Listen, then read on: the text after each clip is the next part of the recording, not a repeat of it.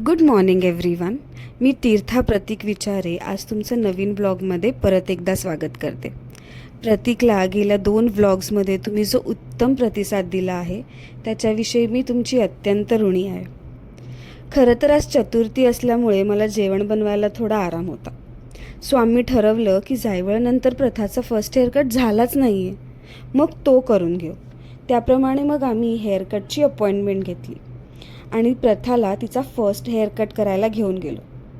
अरे बापरे, प्रथा कोण हे मी तुम्हाला सांगायलाच विसरले. प्रथा आमची 3 वर्षाची चिमुकली. आम्ही लोकवेलला पोहोचलो आणि आमचं पिल्लू ह्या वेळेला हेअरकटसाठी खूप एक्सायटेड होतं. तिथे डिस्कशननंतर प्राजक्ता मॅमना तिच्या हेअरकटसाठी अपॉइंट केलं गेलं.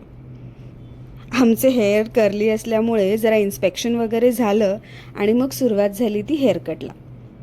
आम्ही जे काही व्हिडिओ टाकत आहोत ते तुम्हाला कसे वाटत आहेत, आवडत आहेत की नाही, आम्ही ह्याच्या व्यतिरिक्त कोणते कोणते व्हिडिओज केले पाहिजे हे आम्हाला कमेंटमध्ये नक्की सांगा.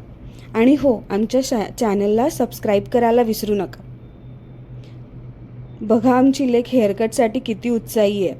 बडबड करून तिने त्या प्राजक्ता मॅमना पण बोलतं केलं. हालचाल केल्याशिवाय आम्ही शांतच बसू शकत नाही.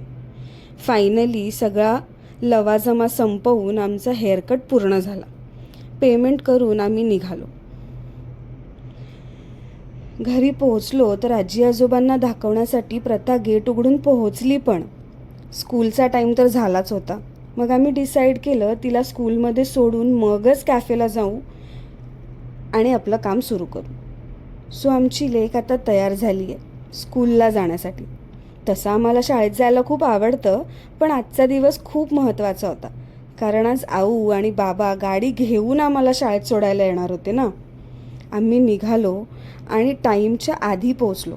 मग थोडा वेळ इकडे तिकडे टंगळमंगळ केली आणि चला आतमध्ये या. शेवटी टीचरने आवाज दिला आणि लेकीला बाय करून आम्ही कॅफेला जायला निघालो. पण ऑक्टोबर हीट आज काही आमची धडगत नव्हती. त्यामुळे रस्त्याला रहदारीही कमी आणि नेहमीपेक्षा 20 मिनिटाचा ट्रॅफिक जॅमही. शेवटी कसंबसं आम्ही कॅफेला पोचलो तर तिथे ऑलरेडी 2 कस्टमर्स आमची वाट बघत होते. सो आता इथेच थांबते, त्यांच्यासाठी काहीतरी बनवते आणि विचार करते नेक्स्ट ब्लॉग